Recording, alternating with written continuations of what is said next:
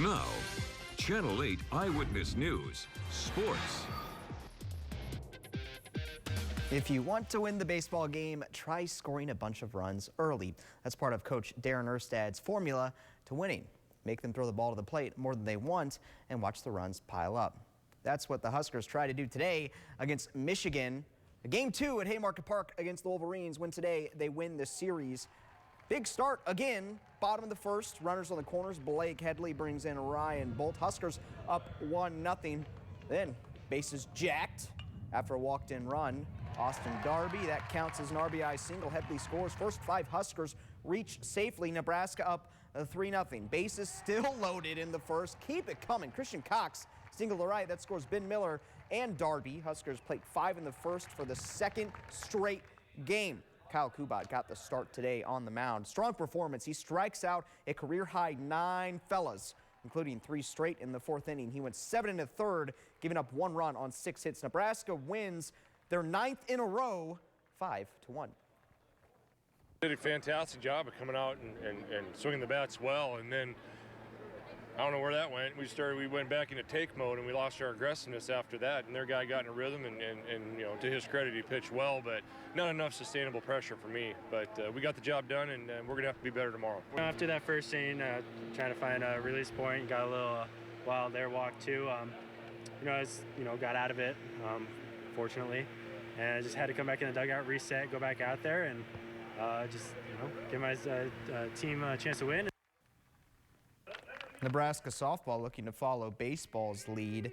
They look to take their series from Michigan State. Bottom of the first, bases were jacked for Cassie McClure. She does her job. Sack fly brings in the speedy Kiki Stokes. 1-0 Nebraska. Bark in the Park Day at Bowlin Stadium. 1 out later, bases loaded again. Kylie Muir finds no man's land. That blue single scores MJ Knighton 2-0 Big Red. Same inning, 2 outs, full count. Kiki Stokes. They bat around in the first inning. She sends that one frozen rope over the right field wall. It's a grand slam. The Huskers played 8 runs in the first inning. Stokes 1 for 1 because they walked her every other time she came up to bat. 5 RBI and 2 runs for her. Nebraska puts up 14 runs in this one. They mercy ruled Michigan State in 5 innings, 14-6. They've scored 29 runs their past 2 games. I was really proud of the inning that we were putting together before Kiki took that full count pitch over the fence, but she's just been swinging a really good bat, and I just got to hand it to our offense.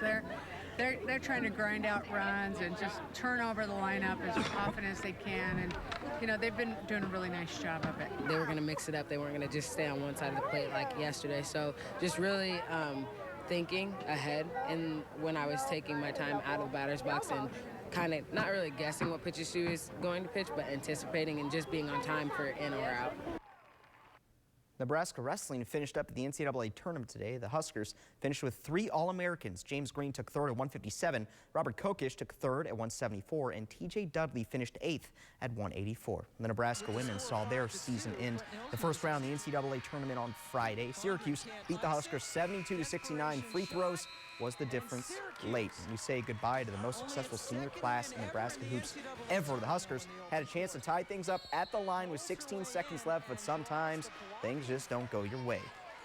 We did have a chance, and I'd put Emily Cady on the line in that situation anytime. She's hit a lot of clutch free throws over her career in that situation, so we had our chances. I mean, we definitely gave ourselves some chances, but you got to give Syracuse credit for, I just think they're really competitive.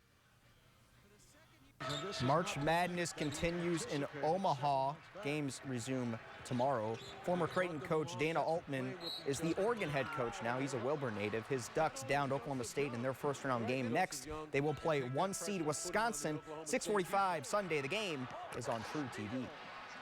Guys are excited about the challenge. We know Wisconsin's a great team, well coached, very experienced, very good offensive team.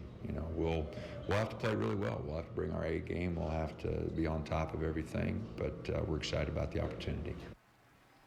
The other game of interest in Omaha, bragging rights in the flattest state on earth. 7 seed Wichita State will take on 2 seed Kansas. 4:15 tomorrow at the Century League Center. That one also on True TV. Nebraska women's gymnastics at the Big Ten Championships today. Let's start on vault. Jessie DeZiel would tie for 5th with a 9.90. The Huskers, though, would shine on bars. 3 Huskers put up career highs. Freshman Danielle Breen with a 9.875.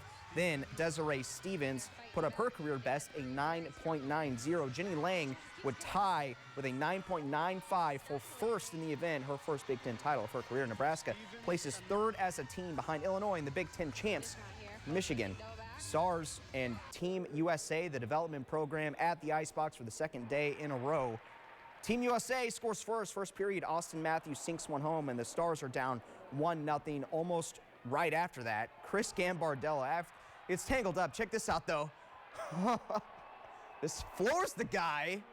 But hey, Team USA wins on the scoreboard 8-0. Nebraska sand volleyball in Hawaii and the Queen of the Beach Challenge. They had bracket play today. Justine Wong-Arantes and Alicia Ostrander, they win the silver bracket. And folks, your first giant has fallen in NCAA basketball. Villanova, 1 seed, upset by 8 seed North Carolina State. Our brackets are destroyed here. Oh, no one mine's has good been bracket at done Channel forever. I had Iowa State in like the Final Four. It's, Yeah, we're done. Yep. All right, thanks, Pete. Coming up after the break, a new development in the modeling world